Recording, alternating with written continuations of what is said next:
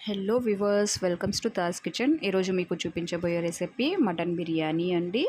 ఈ మటన్ బిర్యానీ చేయాలంటే చాలా కష్టం అనుకుంటారు అందరూ, కానీ నేను చెప్పే వేలో చేస్తే చాలా ఈజీ అండి అండ్ సింపుల్ అండి.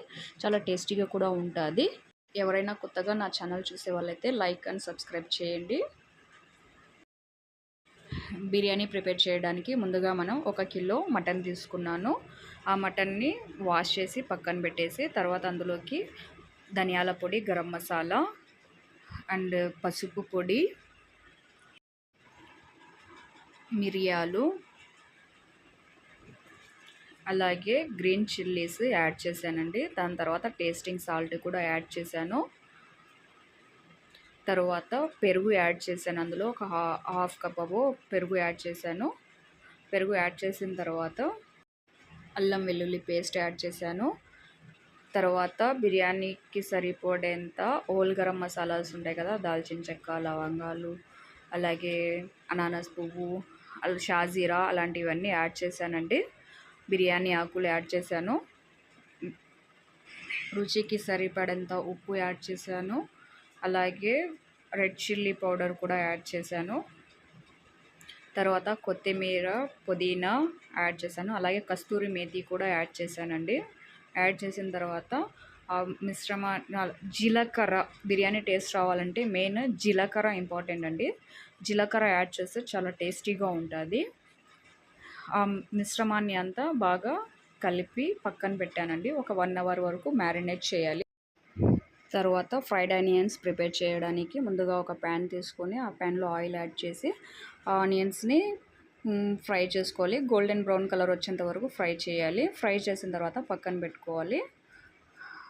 తర్వాత మ్యారినేట్ అయిన మటన్లోకి కట్ చేసిన టమాటాస్, అలాగే ఫ్రై చేసుకున్న ఫ్రైడ్ ఆనియన్స్ 1 కప్పు వరకు అందులో యాడ్ చేసి, అలాగే ఆయిల్ యాడ్ చేయాలి. ఒక 2 టేబుల్ స్పూన్స్ వరకు ఆయిల్ యాడ్ చేసి ఒక 10 విజిల్స్ వచ్చేంత వరకు కుక్ చేయాలి.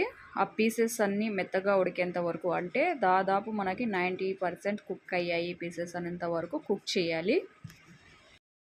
మటన్ పీసెస్ ఒక స్టవ్ మీద కుక్ అవుతూ ఉండగానే మనం రైస్ ప్రిపేర్ చేసుకోవాలి కాబట్టి ముందుగానే మనం కడిగి పక్కన పెట్టేసుకోవాలి రైస్ని. తర్వాత ఒక బౌల్లో వాటర్ తీసుకొని అందులో అల్లం వెల్లుల్లి పేస్ట్ 1 టీ స్పూన్ యాడ్ చేయాలి. యాడ్ చేసిన తర్వాత కొత్తిమీర, పుదీనా యాడ్ చేయాలి. తర్వాత షాజీరా ఉంటుంది కదా, అది యాడ్ చేయాలి. అలాగే బిర్యానీ ఆకులు యాడ్ చేయాలి. లెమన్ జ్యూస్ ఒక హాఫ్ పీస్ మనం యాడ్ చేస్తే కొంచెం అన్నం పొడి పొడిగా ఉంటుంది. అలాగే రుచికి తగినంత సాల్ట్ యాడ్ చేయాలి. సాల్ట్ యాడ్ చేసి వాటర్ అంతా బౌల్ అయ్యేంత వరకు కుక్ చేయాలి.